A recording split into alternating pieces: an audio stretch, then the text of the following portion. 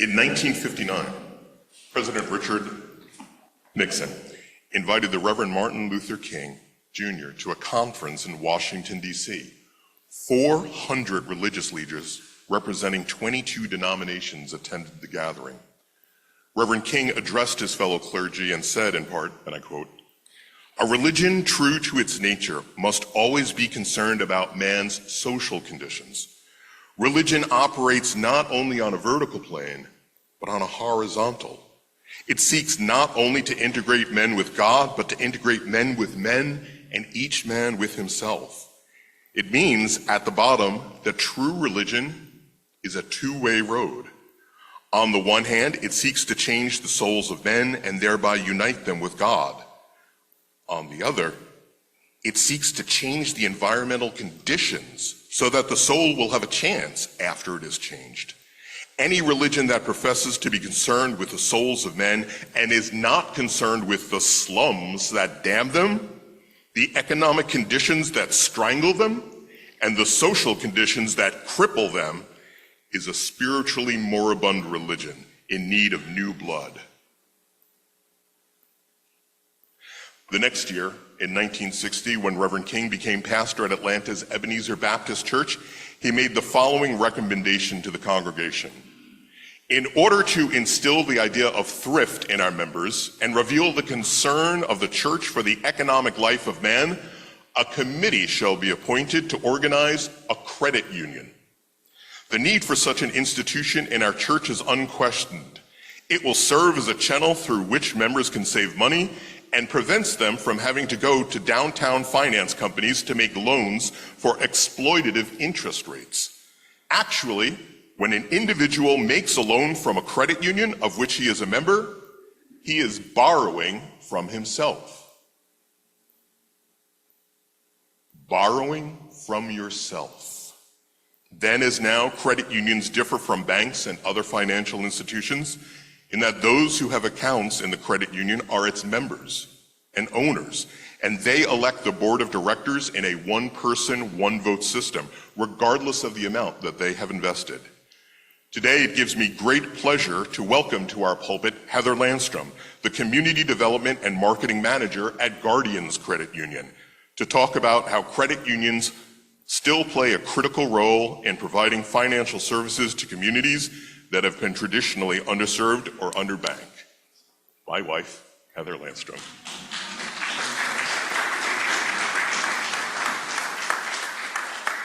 Good morning, good morning. Is anyone a credit union member? Oh, that does my heart good. Listening to the words of Dr. King, I thought, wow, I didn't write the right talk. I should be here today talking about predatory lending, about redlining, about banking deserts. And I would love to talk to you more about these things in another setting that is not a setting of worship.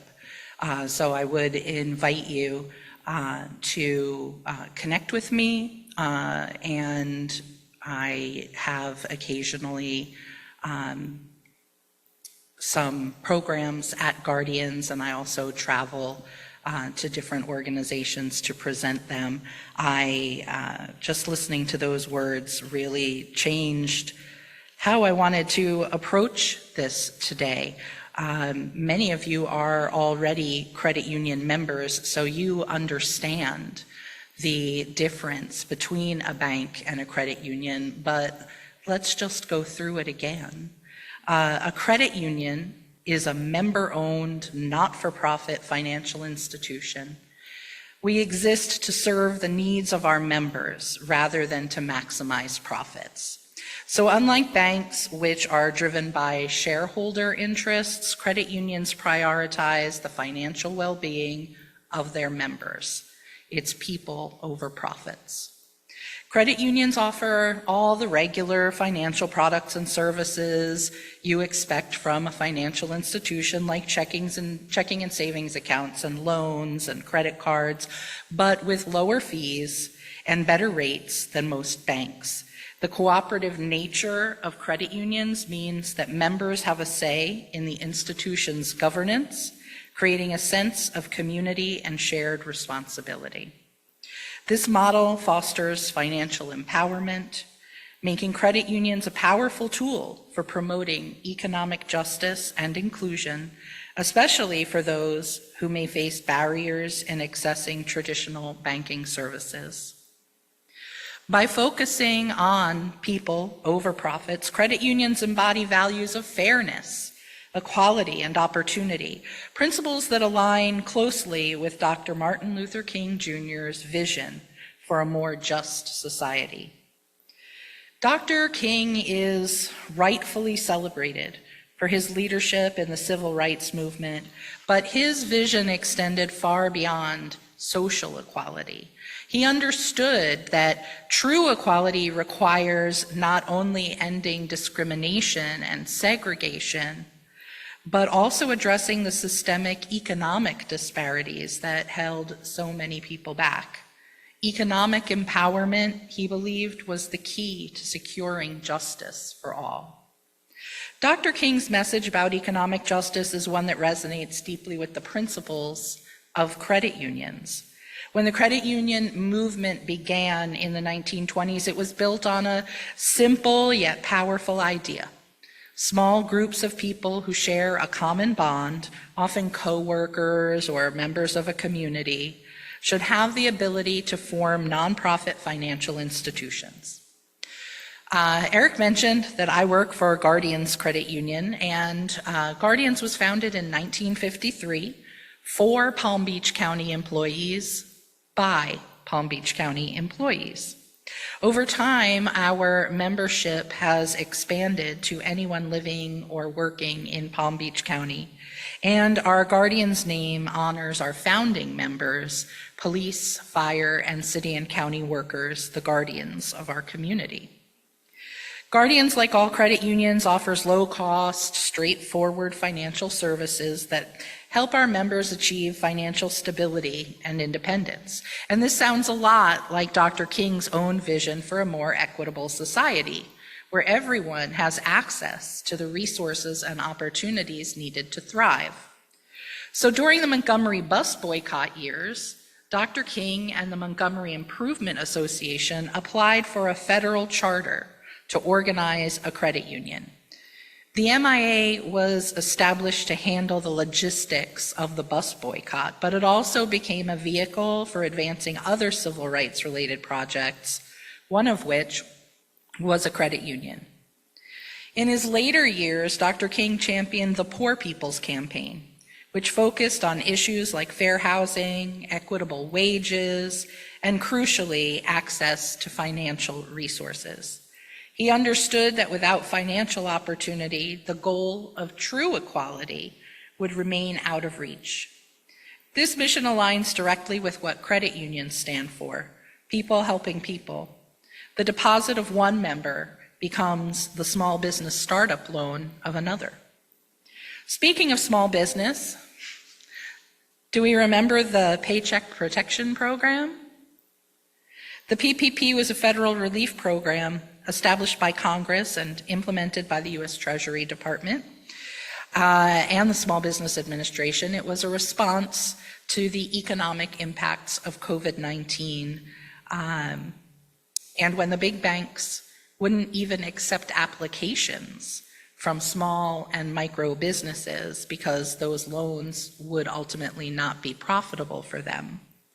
Credit unions were the ones who stepped up. Our own credit union, Guardians, made more than 1,300 PPP loans, and most of them were under $20,000.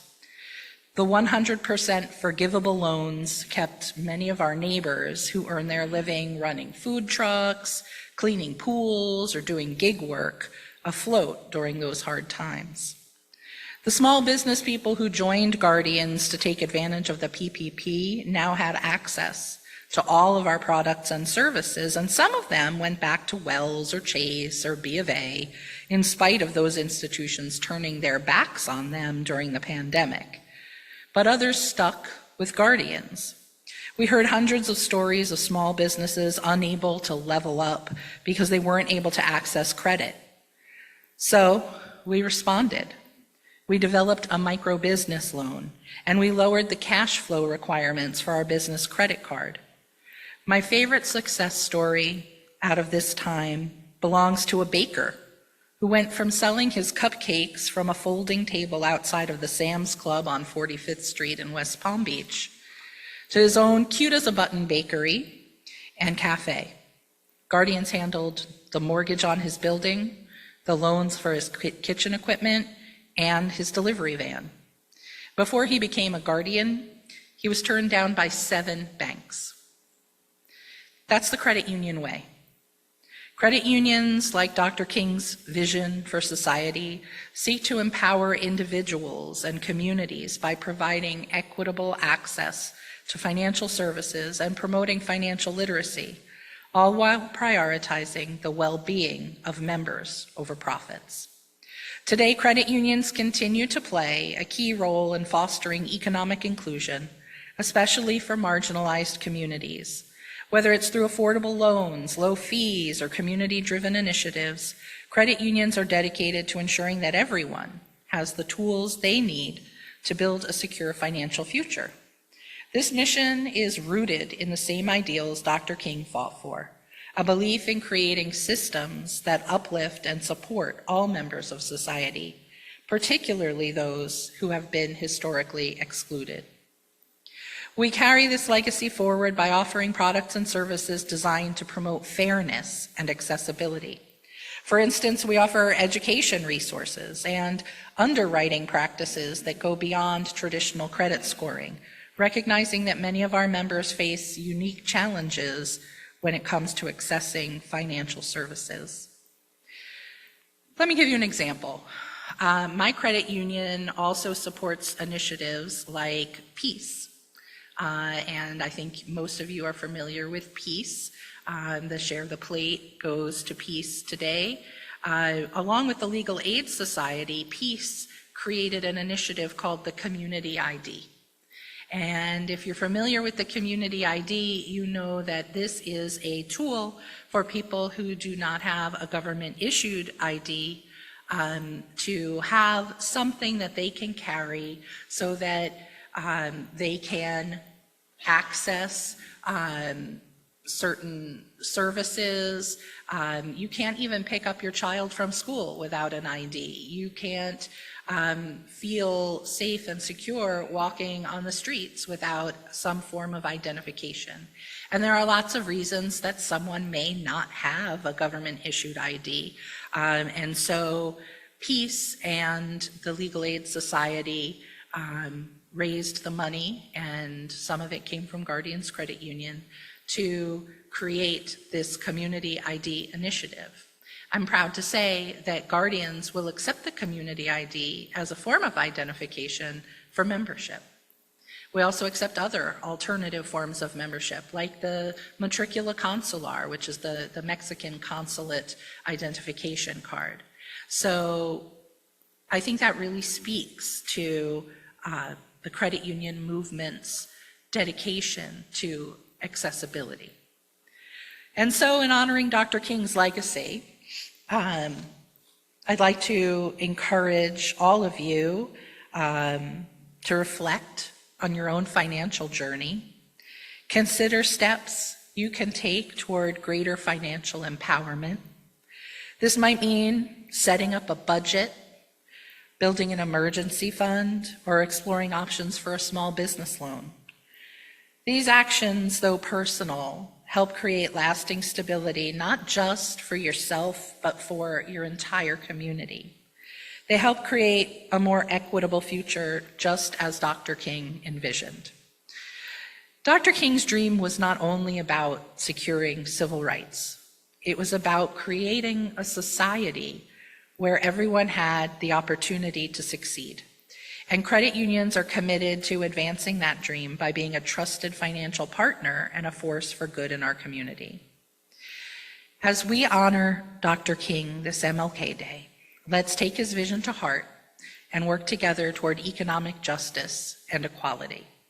By continuing to support and empower each other, we can build a future where everyone has the opportunity to succeed. Thank you so much for the chance to speak with you today.